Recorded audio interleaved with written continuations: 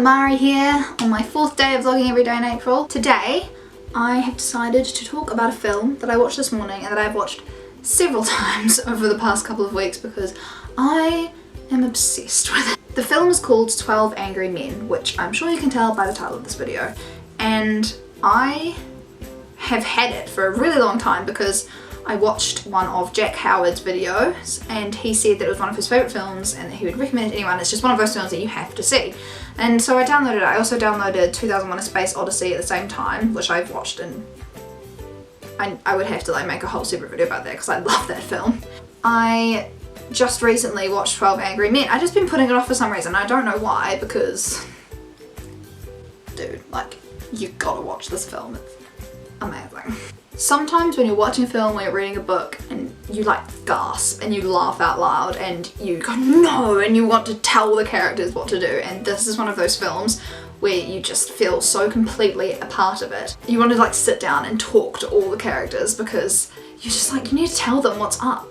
There's some of those jurors, like, I just want to sit them down and be like, guys, like seriously, what are you doing with your life? Like, come on. The premise of the film is the 12 angry men are the 12 jurors on a jury and they're involved in a murder trial. It's pretty serious. It's in the 1950s, so if the boy is convicted of murdering his father, then he gets the death sentence. So it's quite like a huge decision that they're making, and at the very beginning of the film they take a preliminary vote and 11 of them think the boy's guilty and one of them thinks he's not guilty, and that's why they keep on talking, and all this evidence comes to light and personal prejudices come to light, and it's just a very intense and evocative and interesting portrayal of humans, of these 12 men who all come from different backgrounds and how their backgrounds have influenced what their verdict is on the character who's being trialed, and it's very, very interesting. And it really explores the breakdown of these characters. I really like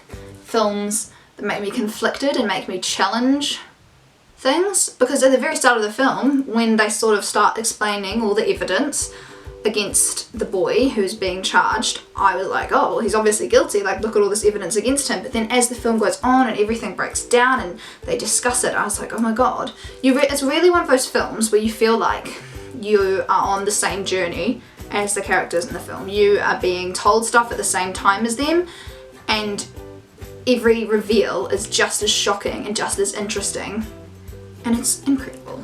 I just needed to like sit down and have a chat about it because it's so good and so interesting, and I just think everyone needs to watch it.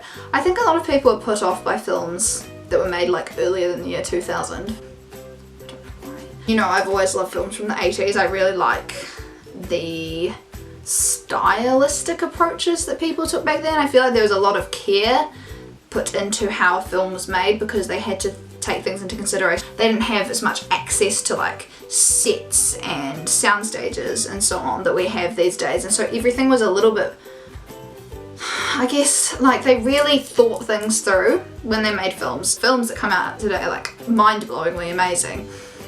But I also think it's just missing that authenticity that you got from films that were made, you know, 50, 40, 30 years ago.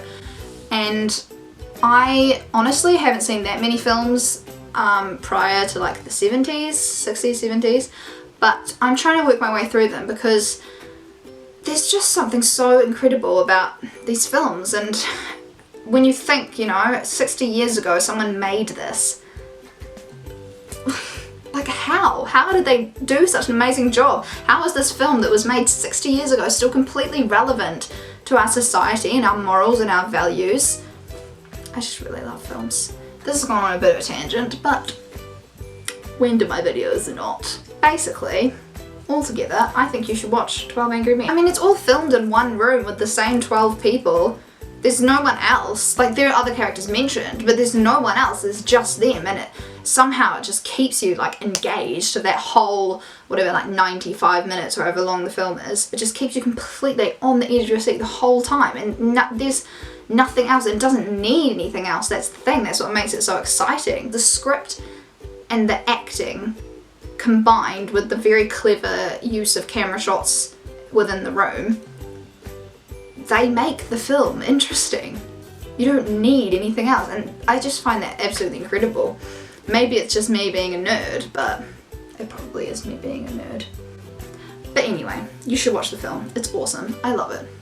1,000,000 stars out of 5. So that's what I got up to today. Watching films. A great use of my last couple of days here in New Zealand. Watching a film in my lounge room with the curtains closed. Righto. I shall see you tomorrow. Bye!